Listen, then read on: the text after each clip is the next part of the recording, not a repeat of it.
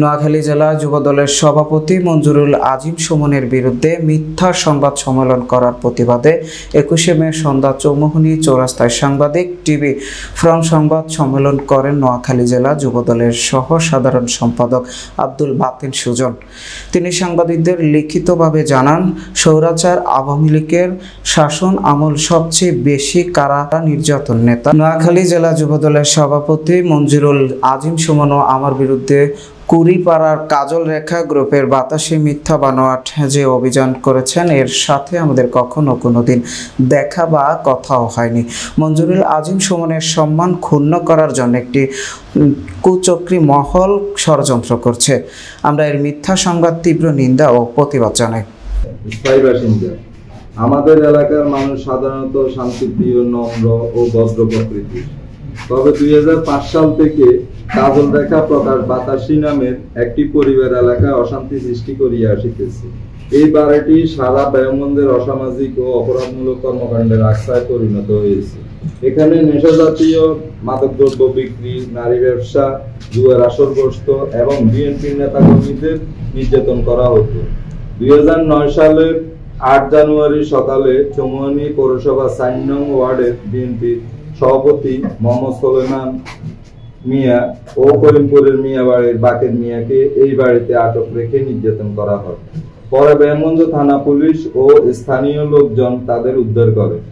এই বাড়ি থেকে কাজল রেখা প্রকাশ বাতাসী এর বড় ছেলে বাবুর নেতৃত্বে একদল আওয়ামী সন্ত্রাসী ব্যায়ামগঞ্জ পুলের উপর সুগন্ধা বাস ভাঙচুর করে, যার মালিক ছিলেন করিমপুরের আমিন মিয়ার বাড়ির মৃত কামাল মিয়া। এমত অবস্থায় আমি ও কুড়িপাড়ার বাসিন্দারা মিলে জেকে মডেল স্কুল মাঠে ব্যায়ামগঞ্জ থানার ভারপ্রাপ্ত কর্মকর্তা মোহাম্মদ মুস্তাফিজুর রহমানকে প্রধান অতিথি করে একটি সন্ত্রাস ও মাদক বিরোধী আলোচনা সভার আয়োজন করি। সেখানে আমাকে সভাপতি করে একটি কমিটি গঠন করা হয়। গত 19/5/2025 সোমবার আওয়ামী লীগের কাজল রেখা প্রকাশ বাতাসী, যিনি ব্যায়ামগঞ্জের সবচেয়ে জনপ্রিয় জনতার চেয়ারম্যান খ্যাত নোয়াখালী জেলা যুবদলের সম্মানিত সভাপতি, পরিচ্ছন্ন রাজনীতিবিদ স্বৈরাচার হাসিনা আওয়ামী লীগের শাসন আমলে সবচেয়ে বেশি কারা নির্যাতিত নেতা জনাব মঞ্জুরুল আজিম সুমন ভাই ও আমার বিরুদ্ধে মিথ্যা অভিযোগ তুলেছেন। তিনি অভিযোগ করেছেন যে আমরা একটি ফ্ল্যাট দখলের চেষ্টা করেছি, অথচ আমি গত 12 বছর এই মহিলার সাথে কোনো প্রকার যোগাযোগ কিংবা মোবাইলে কথাবার্তা হয়নি। জনাব সুমন ভাইও কখনো এই মহিলার সাথে দেখা হয় নাই, কথাও হয়নি। কাজল রেখা প্রকাশ বাতাসী এর বড় ছেলে বাবু চৌমুহনী কলেজ ছাত্রলীগের ক্লাস কমিটির সভাপতি ছিল। তার ভাগ্নে পলাশ চৌমুহনী কলেজ ছাত্রলীগের যুগ্ম আহ্বায়ক ছিল। তার বোনের ছেলে দিদার মিরাজপুর ইউনিয়নের ১ নং ওয়ার্ড আওয়ামী লীগের সভাপতি ও ভোট কেন্দ্র দখলের জন্য কুখ্যাত ছিল।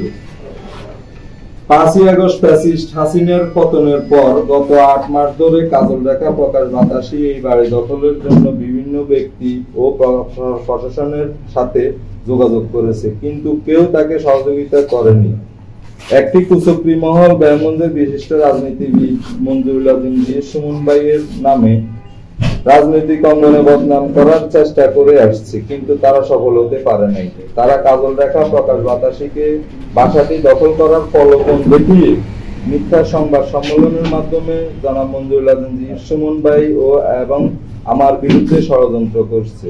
আমি এই প্যাসিবাদ ও আওয়ামী সুযোগ সন্ধানী গোষ্ঠীর বিরুদ্ধে সাংবাদিক ও প্রশাসনের সহযোগিতায় কাজল রেখা প্রকাশ বাতাসী সহ তাহার দোসরদের বিরুদ্ধে কঠোর ব্যবস্থা ও দৃষ্টান্তমূলক শাস্তির দাবি করছি।